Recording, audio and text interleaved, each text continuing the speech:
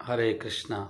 हम ये डिस्कस कर रहे हैं इस वीडियो में कि कैसे व्यक्ति हमेशा शांत और सुखी रह सकता है।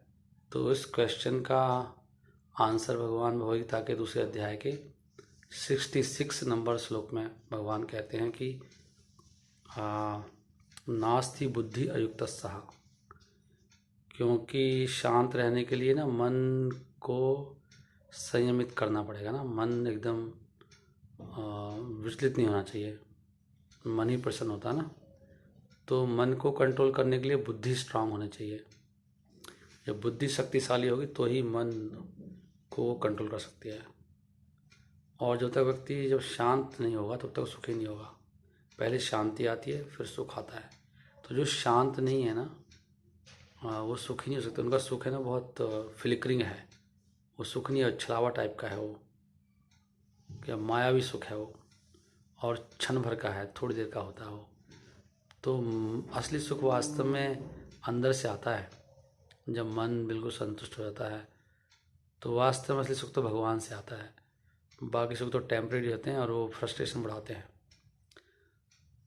तो भगवान इसमें 66 नंबर श्लोक में 66वां श्लोक आप पढ़ सकते हैं, नास्तिर बुद्धि अयुक्तस्सः। भगवान कह रहे हैं जो व्यक्ति भगवान से जुड़ा हुआ नहीं है, मतलब जो कृष्ण भावना अमृत में नहीं है, भगवान का भक्त नहीं है, उनका दास रूप में सेवा नहीं करता है, नास्तिर बुद्धि, उसमें वास्तव में वो बुद्धि नहीं होती। तो आप कहेंगे बुद्धि तो सब में होती है। बुद्धि का मतलब यहाँ पे उसकी बुद्धि दिव्य नहीं होती, उसकी बुद्धि भौतिक होती है। और भौतिक बुद्धि से मन कंट्रोल में नहीं होता। वो तो भौतिक बुद्धि और मन को खराब करती है। मन बुद्धि को खराब करता है, बुद्धि मन को खराब करती है। दोनों एक दूसरे के मित्र बन जाते हैं। दो लुटेरे होते हैं, मतलब ना, वो दोनों ही बर्बादी के रास्ते पे हैं, बुद्धि भी मन भी।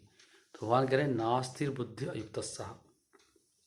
जो भगवान अयुक्त, जो युक्त नहीं है, जो भगवान से जुड़ा हुआ नहीं है, जो भगवान की सेवा में नहीं लगा हुआ है, नास्तिर बुद्धि अयुक्तस्सः ना ना अयुक्तस्सः च भावना, ना च अयुक्तस्सः भावना। और उसकी फिर उसका भावना मतलब जहाँ पे मन, उसका मन भी स्थिर नहीं होता है। तो जो भगवान से जुड़ा हुआ नहीं है उसमें बुद्धि भी दिव्य नहीं है और ना ही उसका मन स्थिर है। फिर कहते हैं ना च भाव्यतः, ना च भाव्यतः शांति। और जिसका मन संयमित नहीं है, नियंत्रित नहीं है, विचलित है, शांति उसको, ना च भाव्यतः शांति, उसको शांति नहीं मिलती। और अशांतस्सः कुतः सुखम। और जो शांत नहीं है उसको सुख कहाँ से मिलेगा? वो सुखी नहीं हो सकता। इससे पहले श्लोक में भगवान बोलते हैं कि प्रसादे सर्व दुखानां हानिरस्य उपजायते। प्रसादे मतलब भगवान की कृपा से ही सारे दुख खत्म होते हैं। प्रसादे सर्व दुखानां हानिरस्य उपजायते प्रसन्न चेतसो ही आसो। जब व्यक्ति का मन प्रसन्न हो जाता है भगवान की कृपा से, उसका मन कंट्रोल में हो जाता है, भगवान की सेवा में लग जाता है, उसका लक्ष्य फिक्स हो जाता है, तो प्रसन्न चेतसो ही आसु बुद्धिर परि अवतिष्ठति। उसकी बुद्धि समझो बिल्कुल सही है, उस समाधि में है व्यक्ति। तो यहाँ पर कई भक्तों के जैसे प्रश्न थे, मैं पिछले वीडियो में भी चर्चा कर रहा था, विस्तार से चर्चा कर रहे हैं हम लोग, हमने हिंट दिया था पहले। तो यहाँ पे एक बात निकल के आई कि भाई भगवान से जुड़े बिना ना तो बुद्धि कंट्रोल में है ना मन, और फिर इसलिए व्यक्ति अशांत है और ना ही वो प्रसन्न है। अब पॉइंट ये है कि भाई भगवान से जुड़ने का मतलब क्या है? भगवान से जुड़ने का मतलब यह है कि ये उस बात को समझना कि मैं भगवान का अंश हूँ, भगवान ने मुझे बनाया है और भगवान ही मेरे स्वामी हैं, मैं उन्हीं की सेवा के लिए बना हूँ। स्वामी भक्त दास वही होता है जो स्वामी के प्रसन्नता के लिए जिए, उनके हित के लिए जिए, और स्वामी ऐसे दास की हमेशा ख्याल रखते हैं। तो जब हम अपने मन से, बुद्धियों से, बुद्धि से, इंद्रियों से, अपना हमारे पास जो भी है, धन धान, रिश्ते नाते, शरीर, सब से भगवान की सेवा के बारे में ही सोचते रहते हैं और करते रहते हैं, तो ऐसे व्यक्ति को बोलते हैं वो कृष्णा भावना अमृत में आ गया है। ऐसे व्यक्ति ही दिव्य जीवन, सुखी जीवन जीते हैं। तो भक्तों के कई सारे प्रश्न होते हैं कि जी मन को कैसे कंट्रोल करें, और हमेशा ओवर थिंकिंग से कैसे बचें, अपने काम पे कैसे फोकस करें, कैसे सुखी शांत जीवन जिया जाए, सबके प्रश्न है ना ये। तो उन सब का आंसर यही है। तो इसमें मुख्य रूप से 4 चीज़ें होती हैं कि हमेशा भगवान के नामों का जप करा जाए, हमेशा भगवान हर युग का एक मंत्र होता है, हरे कृष्ण महामंत्र कलयुग का मंत्र है। तो ये मंत्र जपें, हरे कृष्ण। जपने का मतलब है इसको बोलें और सुने, मन मन में नहीं करना है, बोलना है और सुनना है। हरे कृष्ण कृष्ण कृष्ण हरे हरे, हरे राम राम राम हरे हरे। तो ये बोलेंगे और प्रसाद खाएं, हमेशा भगवान की गीता का अध्ययन करें, सुने उसको, भक्तों का संग करें। और इसके साथ साथ तो ये तो बिल्कुल डायरेक्ट भक्ति हो गया, युक्तस्सह। दूसरा जो कार्य करने होते हैं हमें अपने शरीर को रखने के लिए, इस संसार में रहने के लिए, उनको भी भगवान से जोड़ना है, उनको भी शास्त्रों के हिसाब से करना है। उसमें भगवान कह रहे हैं युक्त आहार विहारस्सह, युक्त चेष्टस्य कर्मसु, युक्त स्वप्न अवबोधस्सह योगो भवति दुखा। तो अपने आहार को युक्त आहार को युक्त करना है। आहार को युक्त करने का मतलब है कि जो चीज़ें भगवान खाते हैं, जिन चीज़ों को भगवान को भोग लगता है वो ही खाना है, और ना ज़्यादा खाना है ना कम खाना है। ये भगवान कहते हैं युक्त का मतलब होता है ना ज़्यादा ना कम।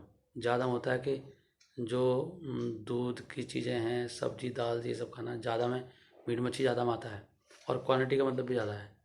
ज़्यादा पेट भर के नहीं खाना चाहिए, जितना भूख है उसका आधा खाना चाहिए, है ना। और तो ये युक्त आहार हो गया, और मैक्सिमम 2 बार खाना चाहिए। 3 बार खाता है तो प्रॉब्लम है, रोगी है, कमज़ोर है। तो युक्त आहार विहार, रेक्रिएशन, एंटरटेनमेंट के लिए थोड़ा वॉकिंग करना चाहिए। एंटरटेनमेंट है, जैसे वॉकिंग करें और उस समय चैंटिंग करें भगवान के नाम की, या कुछ चर्चा करें भक्त के साथ में, जस्ट फॉर वॉकिंग। युक्त आहार विहार से युक्त चेष्टस्य कर्मसु, कर्म ऐसा करना चाहिए जिसमें माइंड और तो शास्त्रों के हिसाब से सही हो, और मन जिसमें संतुष्ट हो। अत्यधिक प्रयास नहीं करना चाहिए, नहीं 6-8 घंटे, मैक्सिमम 8 घंटा, ये नहीं 12-12, 13, 14, 15 घंटे काम करेंगे तो वो फिर युक्त नहीं होता वो, और वो भी शास्त्रों के हिसाब से हो। और सिंपल जीवन, जस्ट जितना सिंपल हो सके। और युक्त स्वप्न अवबोध से, जागना और सोना, ना ज़्यादा सो ना कम सो। तो जितना जल्दी सोओगे, जितना जल्दी उठोगे, सुबह जो जल्दी उठता है ब्रह्म मुहूर्त में 4 बजे, उसका जीवन बहुत धन्य हो जाता है।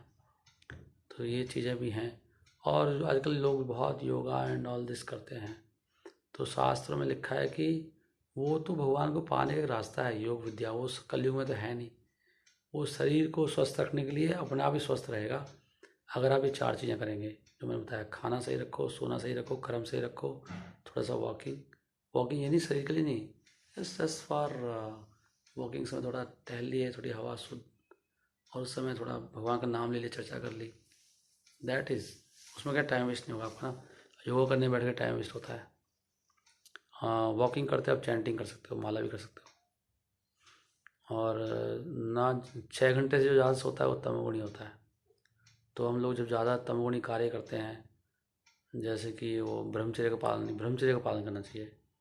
ब्रह्मचर्य के पालन के बिना कोई भी किसी भी क्षेत्र में बहुत आगे नहीं जा सकता। और ब्रह्मचर्य का पालन करने से आपकी शरीर की शक्ति, आपकी याददाश्त शक्ति, है ना, निरोगता सब बढ़ता है, तेज बढ़ता है। आप मतलब हाँ हिष्ट पुष्ट रहते हैं। ब्रह्मचर्य बहुत ज़रूरी है। तो और ज़्यादा ब्रह्मचर्य का पालन करने से नींद भी आपकी अपने आप से हो जाएगी। जो ज़्यादा ब्रह्मचर्य का पालन नहीं करते ब्रह्मचर्य को, उन्हीं की नींद ज़्यादा होती है।